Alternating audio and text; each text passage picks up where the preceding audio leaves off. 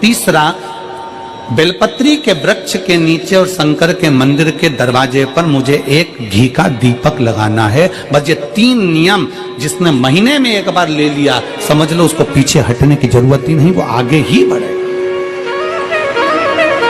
महीने के किसी एक सोमवार का ऐसा नियम बना लो कि मुझे 3 नियम धारण करना है। महीने के किसी भी एक सोमवार को, हम ये नहीं कहेंगे कि तुम सोमवार 5 पढ़ रहे हैं तो 5 को करो, 4 पढ़ रहे हैं तो 4 को करो, 3 पढ़ रहे हैं तो 3 को करो। तुम तो महीने का एक सोमवार का नियम बना। और मेरी जीजियों से, मेरी बेटियों से जो विदेश में रह रही हैं, जो कहीं बाहर रह रही हैं, कहीं बड़े शहर में रह रही हैं, जो रोज मंदिर नहीं जा सकते, हर किसी महीने के एक सोमवार को भी ये नियम निर्धारण करते, तो उनसे कहेंगे कि 3 महीने में एक सोमवार का नियम बना लो।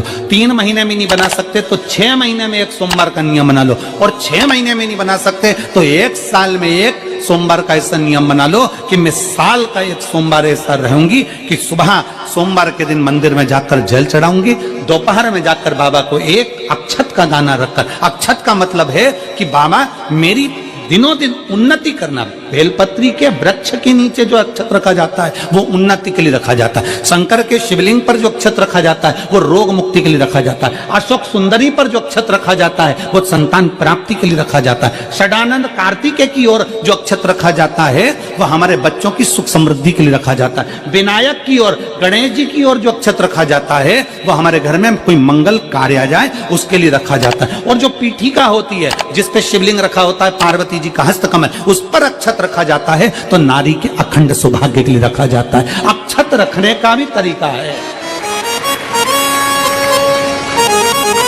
एक चावल का दाना कहाँ रखा जाता है, क्यों रखा जाता है, कैसे रखा। अब कई लोग कहते हैं गुरुजी ये शिव महापुराण में आप ये नियम बताते हो, तरीका बताते हो। हम तो उनसे कहेंगे डॉक्टर के पास जाओगे तो डॉक्टर भी गोली लिखकर ये नहीं कह देगा कि ये सारी गोली एक साथ खा जा।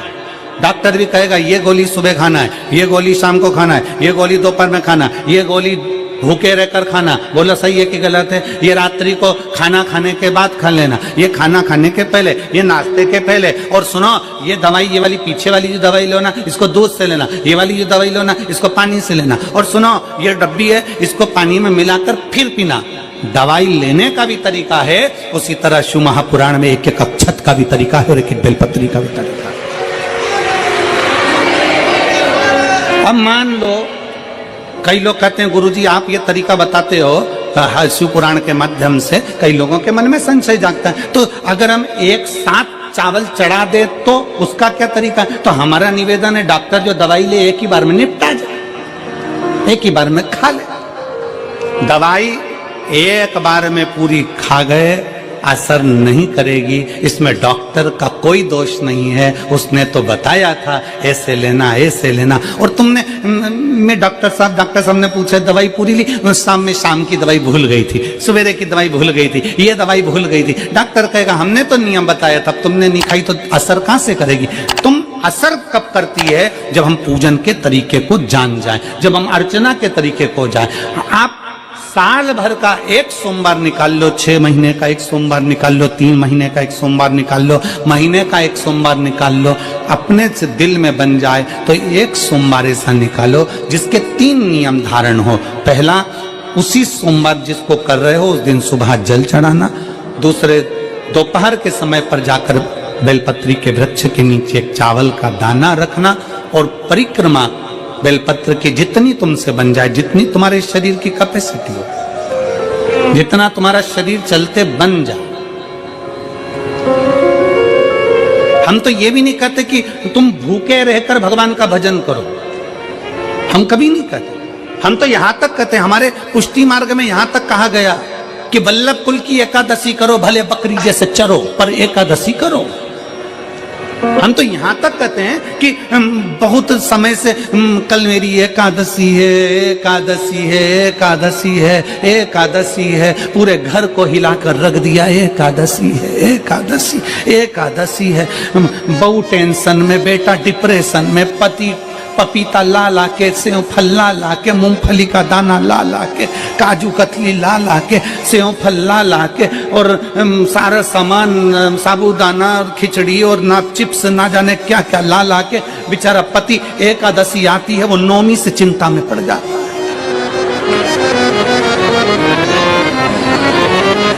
हम तो ये भी नहीं कहते कि तुम व्रत बहुत भारी करो, तुम व्रत उपास भी बहुत बहुत टेंशन वाला करो, ना ना ना।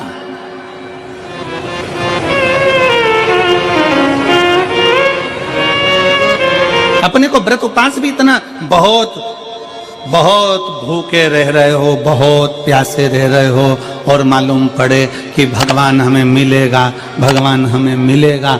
भगवान कहता है कि देख भाई, मैं भी भूखा नहीं रहता, तू भी भूखा मत रहे, मैं भी चकाचक रहता हूं, तू भी चकाचक रहे, मैं भी अपने। और भगवान शंकर तो ये भी कहते हैं कि अपना परिवार भी मत छोड़ो। मेरे पास में पार्वती भी, एक ही देवता है जो विद फैमिली मंदिर में बैठता है।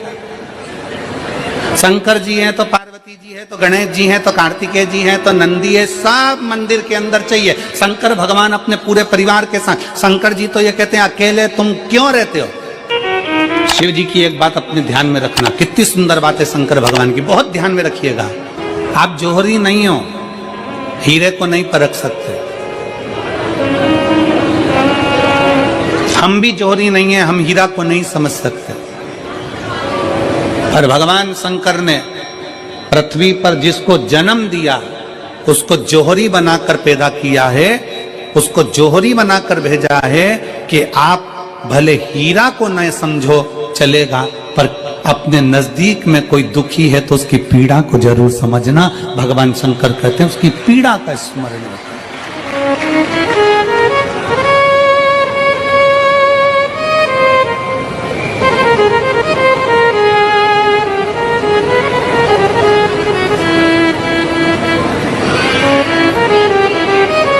हीरा को समझो ना समझो, पर पीड़ा को जरूर समझिए। किसी के दर्द को जरूर समझिए, किसी के दुख को जरूर समझिए, किसी की तकलीफों को जरूर समझिए। पशुपतिनाथ का व्रत करते हो आप, 16 सोमवार का व्रत करते हो आप, संकट सोमवार का व्रत करते हो आप, शिवरात्रि का व्रत करते हो, सोमवार की अष्टमी का व्रत करते हो। उन व्रतों में सारे व्रत करो, मना नहीं है, पर उस व्रत में अपना पूर्ण समर्पण परमात्मा के प्रति रखो। केवल खाना छोड़ा है, अन्न छोड़ा है, भोजन छोड़ा है, और दिन में सुबह से लेकर शाम तक 2-3 बार तुमने कुछ ना कुछ पाया है, वो व्रत हो सकता है आपकी दृष्टि में, पर हमारी दृष्टि में व्रत कौन सा है। शिव महापुराण की कथा कहती है कि सुबेरे आपका व्रत चालू हुआ, दूसरे दिन ब्रह्म मुहूर्त तक जो आपका व्रत आपने रखा है, भगवान का जो व्रत कर रहे हो, उस व्रत में एक बात अपने अंदर उतार कर रखो कि इस दिन मैं अपने मोबाइल का त्याग करती हूँ, पूरे दिन मैं मैसेज नहीं पढ़ूंगी, मैं देखूंगी नहीं, मैं अपशब्द नहीं कहूंगी, मैं जानूंगी नहीं। दूसरा, आज के दिन मेरा व्रत है, आज 1 महीने में, 15 दिन में, 2 दिन में, 20 दिन में मैंने अगर किसी से भी अपशब्द कहा होगा, आड़ा टेढ़ा कहा होगा, तो सबसे पहले आज व्रत वाले दिन मैं उसको सॉरी कहूंगी, क्षमा मांगूंगी और अपने हृदय से लगाने का प्रयास करूंगी। व्रत है। व्रत का तीसरा अंश, आज मेरा व्रत है, मैं आज के दिन किसी को भी अपशब्द नहीं बोलूंगी, किसी के लिए आड़ा तड़ा नहीं बोलूंगा, आज जितना बन सकेगा मैं सात्विक जीवन जीऊंगा। चौथा, आज मेरा व्रत है, आज के दिन मैं झूठ नहीं बोलूंगी, ना झूठ बोलूंगा सुबह से लेकर शाम तक। और 5वां, आज व्रत वाला दिन है, जितना फलार मैं करूंगी उसका पैसा जोड़ूंगी कि 15 रुपए का मैंने साबुदाना खाया, 10 रुपए का बटाटा खाया, ये खाया वो खाया, सारा हिसाब लगाकर 55, 60, 70 रुपए जितने होते हैं उसमें से एक अंश निकालकर मैं उसका एक भाग किसी गौशाला में जाकर गाय को चारा जरूर दूंगी। आपका व्रत, आपकी साधना, आपका तप, आपका बल, आप कैसा कर रहे हैं। केवल भूखे रहने पर भगवत पद की प्राप्ति नहीं होती। शिव महापुराण की कथा कहती है कि भूखे रहने से भगवान की प्राप्ति नहीं होती। शिव पुराण की कथा कहती है भगवान को पाने की भूख बढ़ाने से भगवान की प्राप्ति होती है। भीतर से परमात्मा को पाने की भूख बढ़ाइए, भगवान को पाने की भूख बढ़ाओ भीतर से।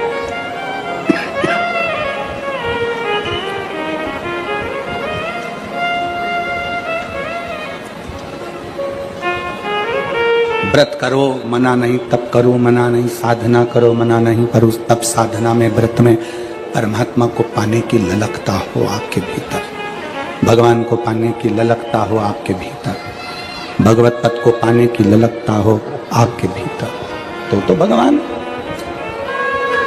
महापुराण की कथा एक बड़ी सुंदर बात कहती है, व्रत आप करते हो, उपवास आप करते हो, नियम आप लेते हो,